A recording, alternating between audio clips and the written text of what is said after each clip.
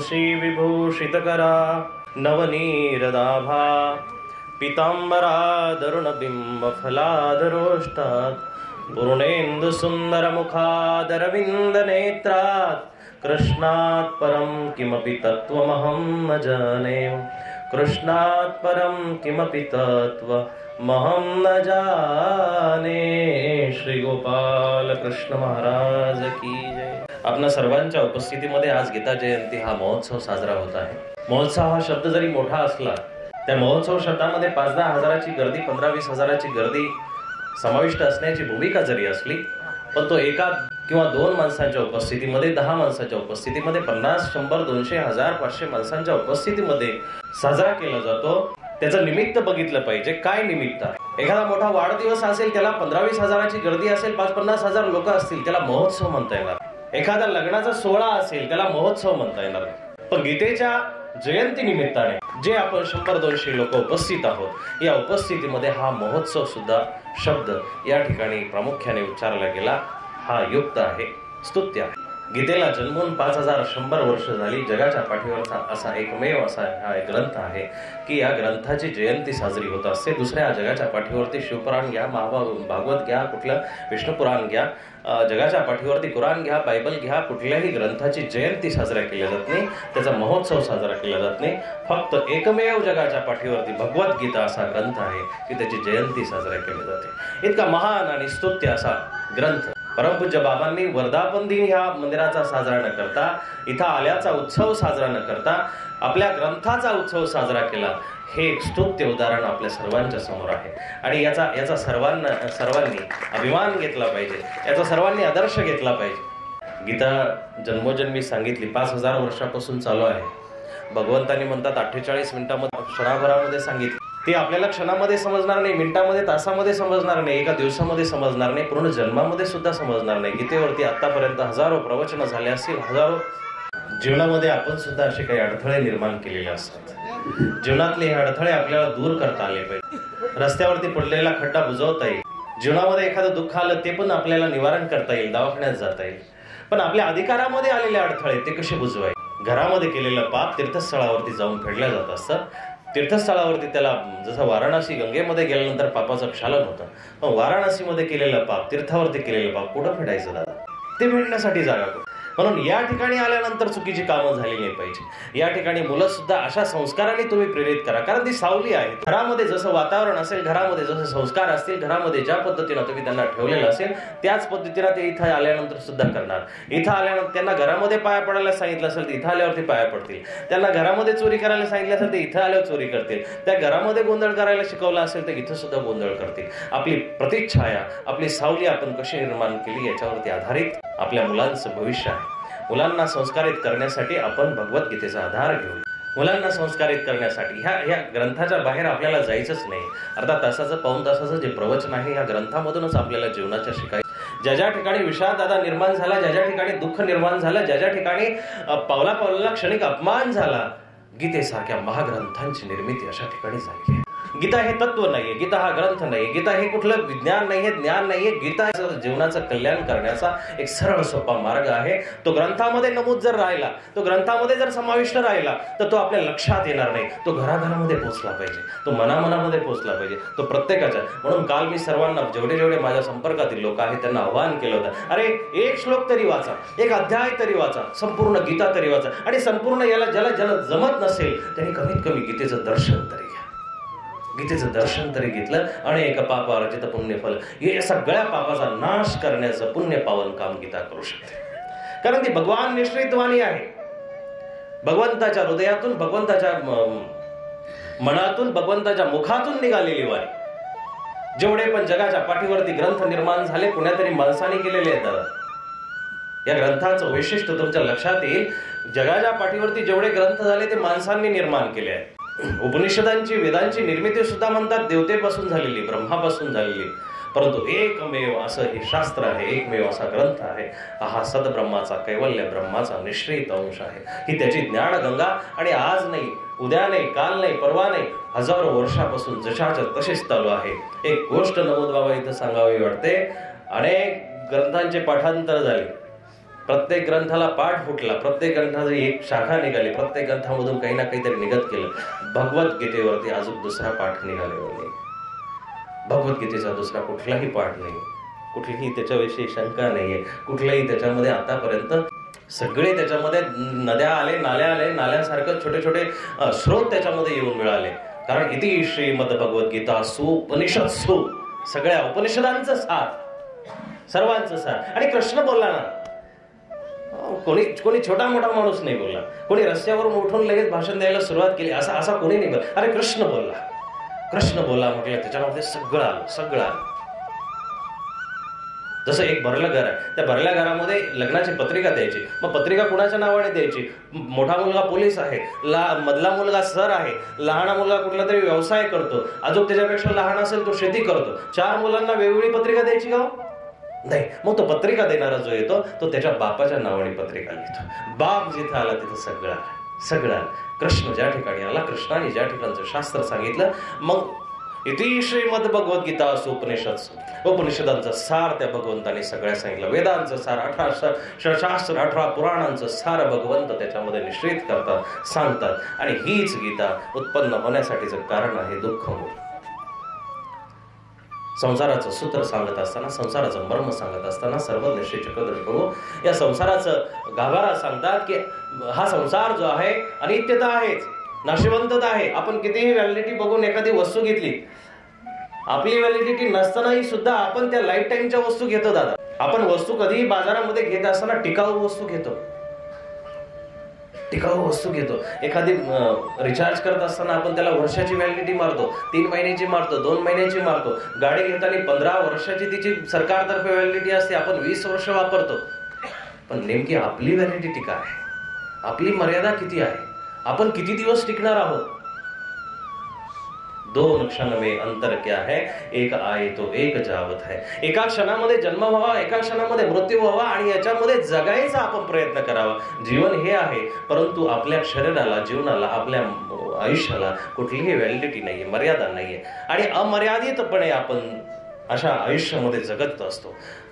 उच्छृंखलपणे आपण जगत असतो, उन्मत्त अवस्थेमध्ये जगत असतो. आणि मग अशा अवस्थेमध्ये आपल्याला गरज पडते अध्यात्माच्या अंकुशाची आपल्याला गरज आहे.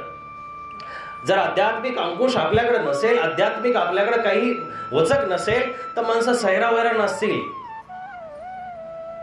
माणसं अस्ताव्यस्त होऊन जातील, अस्ताव्यस्त होऊन जातील. एखाद्या मुलाला शाळेमध्ये नाही पाठवलं, तो मुळात शाळेमध्ये जर गेला नाही तो मूर्ख राहणारच आहे, अज्ञानीच राहणार आहे. एखादा माणूस डोंगरावरती चढायला लागला, त्यांनी जर चढायचा प्रयत्न केला नाही तो खालीच राहणार आहे.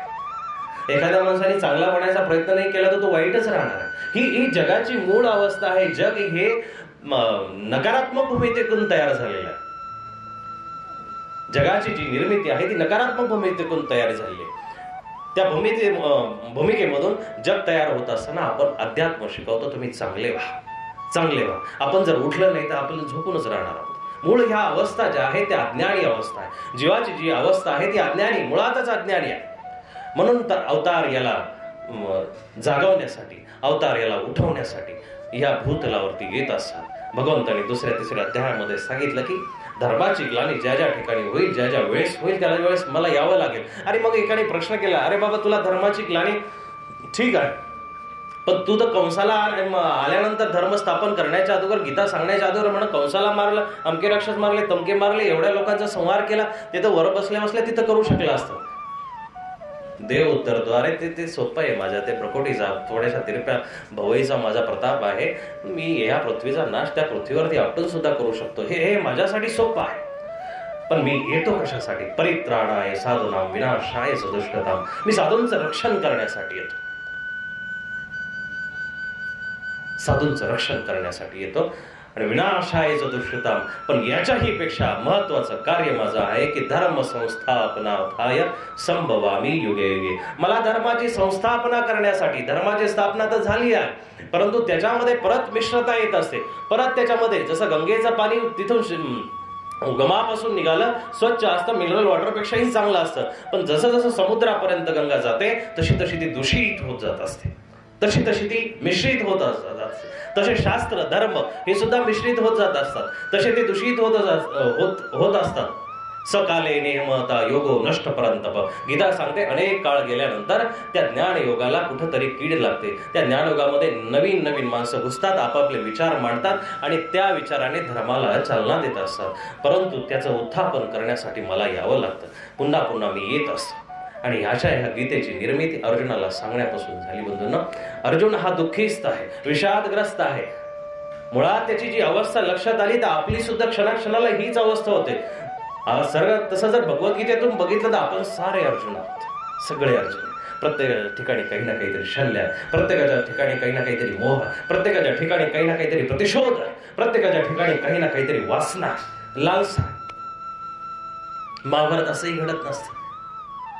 तुमच्या घरातलं महाभारत 4 भिंतीच्या आतमध्ये घडतं, गावातलं महाभारत गावाच्या 4 लोकांमध्ये घडतं, तालुक्याचं राजकारणामध्ये जे महाभारत घडतात तालुक्याच्या ठिकाणी घडतात. आणि ही महाभारत घरापासून निर्माण झाली, गावापर्यंत गेली, गावातून तालुक्यापर्यंत गेली, जिल्ह्यापर्यंत गेली, राज्यापर्यंत गेली, देशापर्यंत गेली, नव्हे जगापर्यंत गेली, जगापर्यंत गेली. आणि या महाभारतावरती तोडगा माणूस काढू शकत नाही साहेब, माणूस कधीच काढू शकत नाही. माणसाला याच्यामध्ये कधीच तोडगा सापडला नाही. कितीही सल्लागारांना, कितीही तंटामुक्ती अध्यक्षांना भांडणं मिळतील, परंतु तिथं ती भांडणं प्रतिशोधाच्या रूपामध्ये काही दिवसांनी परत उत्पन्न होतात. पण भगवान कृष्णाने हे जे भांडण मिटवलं, भगवंताने हे भांडण मिटवण्याच्या पाठीमागे जी भूमिका केली, 5 निर्वासित मुलांना, अरे काहीच नसलेल्या मुलांना, अंगावरचे कपडे नसलेल्या मुलांना हस्तिनापुराचं म्हणजे जगातलं सगळ्यात मोठं राज्य दिलं. एवढा प्रचंड नीतिमत्तेचा आणि एवढा प्रचंड नीतिमूल्यांचा भगवान कृष्णाचा व्यवहार आहे. हा व्यवहार नीट लक्षात घेतला पाहिजे. तुमच्या पाठीमागं कोण आहे, तुम्ही कुणाचा हात धरला आणि कुणाचा हात धरून चालता, हे खूप महत्वाचं आहे. कृष्णाचा अर्जुनाने हात धरला म्हणून अर्जुन युद्ध जिंकू शकला नव्हे, जगावरती राज्य करू शकला नव्हे, भगवद्गीता सारख्या धर्मग्रंथाला जन्म देऊ शकला. आणि दुर्योधनाने शकुनीचा हात धरला, त्याने द्यूताला जन्म दिला, जुगाराला जन्म दिला. कुणाचा हात धरल्याने काय जन्माला येते हे खूप महत्वाचं आहे. एक माणूस पायी चालला होता आणि त्याच्यासमोरून 2-4 गाड्या गेल्या. आता ती पाहुणे मंडळी सुद्धा महंत होते आपले, ते पाहुणे मंडळी त्याच कार्यक्रमाला पुढे तरी चालली होती आणि हे बाबा रस्त्याने चालले होते. ते बाबांना बघून 4-5 लोकांनी गाड्या रस्त्यामध्ये थांबवण्याचा प्रयत्न केला. अहो, पायी चालले तुम्ही, चला, पायी चालले तुम्ही, चला. म्हटलं थोडंसं राहिले, आता तिथं जाण्यामध्ये काही अंतर राहिले नाही, तुम्ही चला. सगळ्या गाड्या निघून गेला. बाबा गेले, आसनापर्यंत गेले, बसले तिथं. एका जणाने विचारलं की बाबा 4-5 गाड्या रस्त्यामध्ये थांबवल्या होत्या आणि त्या गाड्या थांबवल्यानंतर तुम्ही कुणाच्याही गाडीमध्ये बसले नाही, काय कारण हो? बाबांचं उत्तर कसंही असेल परंतु खूप मार्मिक होतं की दादा, मी त्यांच्या गाडीमध्ये याच्यासाठी बसलेली नाहीये की ज्यावेळेस उतरल्यानंतर 4 लोक माझ्या समोर येतील, त्या गाडीवाल्या माणसाचं जे वलय आहे, त्या गाडीवाल्या माणसाचा जो स्वभाव आहे किंवा त्याचं जे कर्तृत्व आहे, त्या कर्तृत्वावरून माझं सुद्धा कर्तृत्व आखलं जाईल. माझ्याकडे सुद्धा बघण्याचा दृष्टिकोन त्या व्यक्तींचा असाच होईल की ह्या गाडीवाल्यासोबत जे आले ते बाबा सुद्धा त्यांचे दोस्त असतील, मित्र असतील, परिवार असेल, त्यांचे सुद्धा आचरण तसंच असू शकतं. म्हणून तुम्ही संगत करा, कुणाची करता याच्यावरती खूप महत्वाचं. संगत करे बडे की तो बडत बडत जाय, संगत करे गदे की तो 2-2 लाता खाय. मोठ्या माणसाची संगत केली तर मोठं सुद्धा होता येतं. जसं सोनाराच्या दुकानामधला कचरा सुद्धा लाख मोलाचा असतो साहेब, आणि लोखंडाच्या दुकानामध्ये किलोना असं पडलेलं असतं तर त्याला काही मूल्य नाही, बरोबर आहे ना? सोनाराच्या दुकानातला कचरा सुद्धा लाख मोलाचा. संगत महत्वाची. ती संगत अर्जुनाने जी केली ती भगवान कृष्णाची केली. अर्जुनाला विषाद निर्माण होण्याची कारण बरीचशी आहे, कारण हा अर्जुन हा विवेकी आणि भावनाशील माणूस आहे. तुम्ही सुद्धा तुमच्या लहान भावाकडे बघून भावनाशील झाले पाहिजे, मोठ्या भावाकडे बघून भावनाशील झाले पाहिजे. अरे नव्हे त्या भावाकडे जाऊ द्या, परंतु कमीत कमी पलीकडे आपले आई वडील, चुलते काके उभे असल्याना सुद्धा त्यांच्याकडे बघून तुम्हाला भावनिक जागृती झाली पाहिजे. आजच्या काळातली जर परिस्थिती घेतली, आईसारखी चुलती समोर उभी असताना, आईसारखी एखादी भाऊजाई समोर उभी असताना आपण तिला नको त्या शिव्या देतो आणि छोट्याशा स्वार्थासाठी नको तो आपण त्या तळागाळाला जातो आणि नको त्या गोष्टीतून आपण ती संपत्ती ओढावून ओरबाडून घ्यायचा प्रयत्न करतो. ही कलियुगातली आपली अवस्था आपण कुठंतरी कमी केली पाहिजे. भगवद्गीता ह्या गोष्टीला सांगते की अरे अर्जुनाला भगवंत ज्यावेळेस उपदेश करतात की तू त्यांची प्रॉपर्टी हा हिसकाडून घेत नाहीये, तू त्यांची प्रॉपर्टी कुठल्या माणसं मारून नाही घेत, तू तुझ्या नीतिमत्तेनं वागायचा प्रयत्न कर, तू तुझा क्षत्रिय धर्म निभवायचा प्रयत्न कर, तुला धर्म निभावता आला पाहिजे. आणि ज्याला धर्म निभावता आला, स्वधर्मे निधनम श्रेय परधर्म भयाव, स्वतःचा धर्म ज्याला निभावता आला. आजच्या काळामध्ये धर्मांतराचे खूप खूप असं वारं चाललेलं आहे. नीट जर लक्षात घेतलं, तुमचा धर्म सोडून तुम्हाला दुसऱ्या धर्मामध्ये जावं तरी कसं वाटतं? तुमचा धर्म सोडून तुम्हाला दुसऱ्या धर्मामध्ये जाण्याची आवश्यकता तरी काय? स्वतःच्या आईला आई म्हणायचं नाही, स्वतःच्या बापाला बाप म्हणायचं नाही आणि दुसऱ्याच्या पायावरती डोकं लोळवून घ्यायचं, डोकं ठेवायचं, त्यांच्या पायावरती लोळण घ्यायची. याला कुठली संस्कार आणि कुठली नीतिमत्ता म्हणता येईल?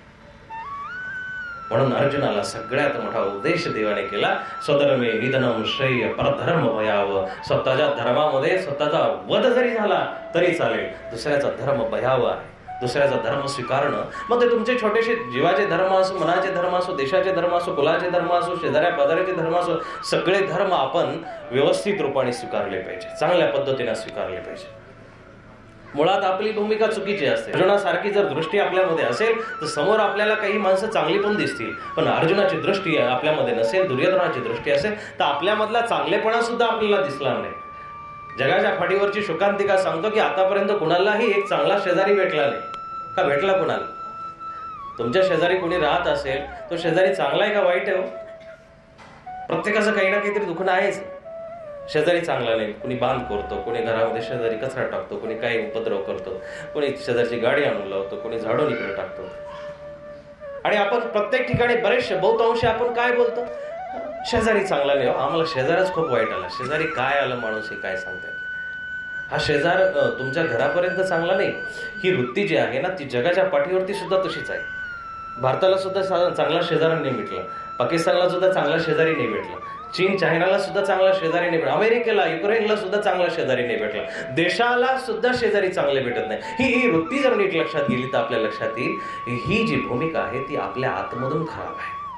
आपण स्वतः वाईट आहोत, आपण स्वतः खराब आहोत. आपल्या आतमधला माणूस जो आहे तो दुसऱ्याला स्वीकार करणारा नाहीये. आपल्या आतमधला जो माणूस आहे, जाऊ जावाला चांगली भेटली नाही, सासू सासूला चांगली भेटली नाही, कधी भाऊ भावाला चांगला भेटत नाही, ही आताची वृत्ती आताच जी आहे ती आपल्या आतमधून आहे, आपल्यापासून सुरुवात झालेली आहे तिची. कारण मुळात आपणच चांगले नाहीये,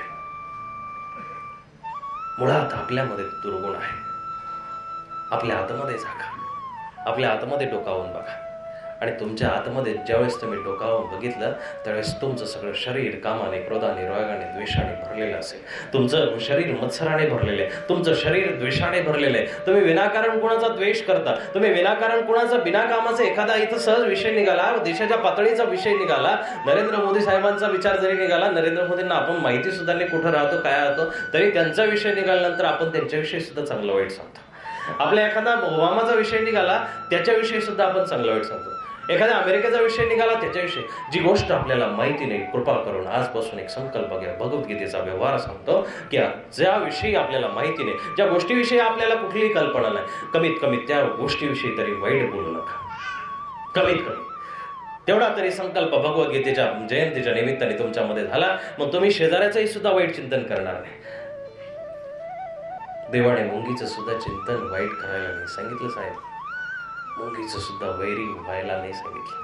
तुम्ही मुंगीचे सुद्धा वैर नाही झाले पाहिजे, वैरी नाही झाले पाहिजे. ज्या ठिकाणी आपण ज्या पंथामध्ये, ज्या देशामध्ये, ज्या राज्यामध्ये राहतो, सर्वज्ञ श्री चक्रधर प्रभूंचे संदेश ह्या मातीमध्ये मिसळलेले आहेत, ढगामध्ये, आकाशामध्ये विरघळलेले आहेत, पाण्यामध्ये प्रशन केले जातात. असे या भगवान श्री चक्रधर स्वामींच्या संदेशाचा आणि या राज्यामध्ये राहत असताना ज्या ठिकाणी मुंगीला सुद्धा मारायचा अधिकार नाहीये, झाडाची पानं फुलं तोडण्याचा सुद्धा अधिकार संतांना निहित केलेला आहे, निषेध केलेला आहे, त्या ठिकाणी आपण माणसं मारायची कामं करतो, नवे नवे आत्म दुखवायची कामं करतो, नवे नवे आपण एकमेकाचा द्वेषाने तिरस्कार करत राहतो.